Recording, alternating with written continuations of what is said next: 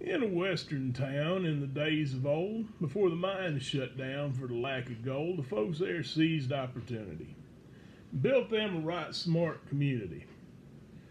They built them a school where the arts was taught, and they built them a church on a corner lot, and painted her white with a steeple high to greet townsfolk as they were passing by. They had them a sheriff, a judge, and a mayor, but they needed a preacher to make things square. So they sent back east, as was the general rule, and they hired one fresh from divinity school. When Sunday came, he was all decked out to preach his sermon, to whisper and shout. But when he stepped to the podium, it was all too obvious that no one had come.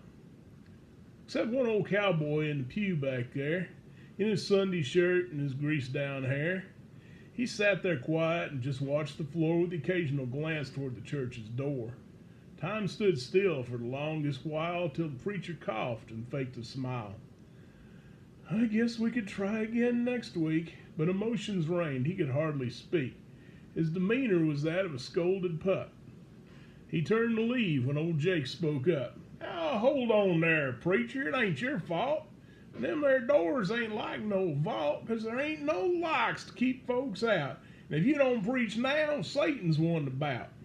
Now, if I was to haul out a whole load of hay and only one cow showed up, she'd get fed that day."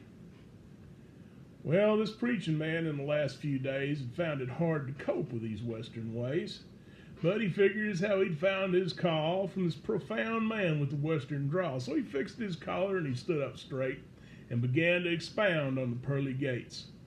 And he shocked himself at his own recall at that book he waved, chapter, verse, and all.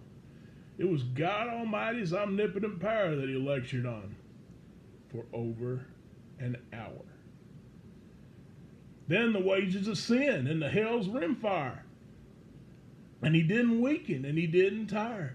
He was jumping and screaming and pounding the floor when he noticed old Jake wasn't awake anymore.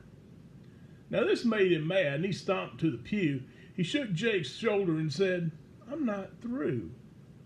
You're the one told me about that cow getting fed, and now you're acting like you're home in bed.